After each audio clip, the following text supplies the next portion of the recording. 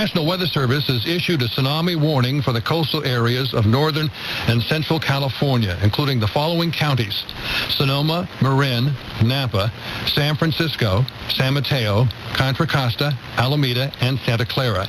This is a result of an 8.9 earthquake near Honshu, Japan, that struck at 2:46 local time in the afternoon in Japan.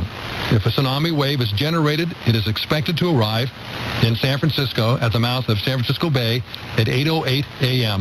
this morning. The tsunami warning means a tsunami is imminent and that coastal locations in the warned area should prepare for flooding. The National Weather Service is updating conditions hourly or as conditions warrant. This concludes the activation of the emergency alert system.